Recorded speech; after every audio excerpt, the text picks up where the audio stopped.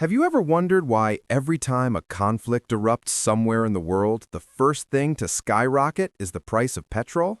It's not a coincidence. Long lines at gas stations, plunging stock markets, behind all of this, there is a hidden, cold-blooded economic rule at play. History proves it. From the 1970s oil crisis to today's digital inflation, every single energy crisis is governed by the same fundamental rule. In today's video, we are going to decode the rule that dictates the destiny of the world's most powerful economies. Welcome to Fiscal Historian. Today, we uncover the economic rule behind every oil crisis. To understand this, we must look at the most basic rule of economics: supply and demand. Oil is what we call inelastic. What does that mean?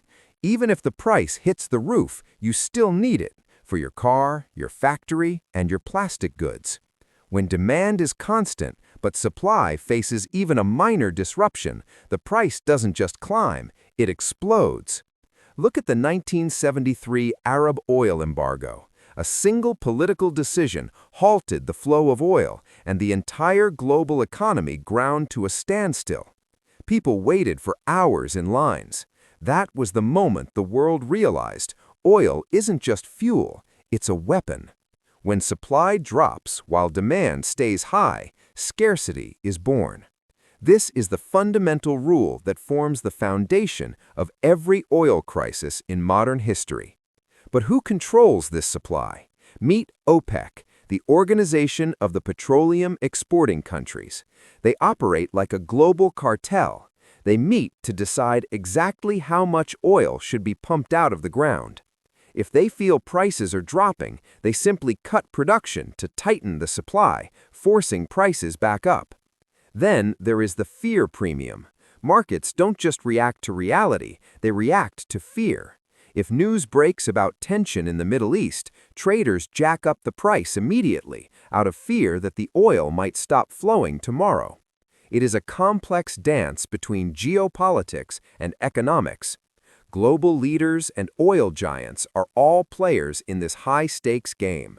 Every meeting and every policy decision is aimed at one thing: price control. Now, let's talk about the most critical part of this equation, the petrodollar.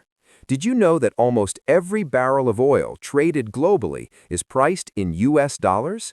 This is the Petrodollar System. It means the entire world needs a constant supply of US dollars to run their economies. When oil prices rise, the demand for dollars rises. This keeps the world's wealthiest nations in a position of power. However, for smaller, developing nations, their currency value crashes when oil gets expensive. They simply can't afford the fuel. This isn't just a story about oil, it's a story about global dominance. As long as oil is sold in dollars, dollar supremacy remains absolute. This system is the silent engine driving every global crisis. So, will this cycle ever break? The world is turning its eyes toward renewable energy. With electric vehicles and solar power on the rise, is this the end of oil?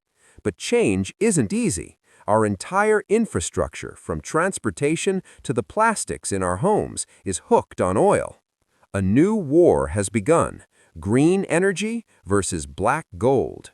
The nations that adapt to this transition fastest will be the superpowers of the next 50 years. Technology is changing, but the old habits and power dynamics are fighting to stay relevant. Can we escape the cycle of oil crises? Perhaps, but it will take time and massive investment. In the future, energy might be cheap and abundant, or it could become even more exclusive. So, what have we learned? An oil crisis is never just about a shortage of oil. It is the result of supply chain fragility, corporate cartels, and an endless struggle for global power. Next time you stand in line at the gas station, remember, you aren't just filling up your tank, you are a participant in a century-old economic war. What do you think? Should the world move to green energy completely, even if it costs the global economy its current stability? Let me know in the comments. Thanks for watching,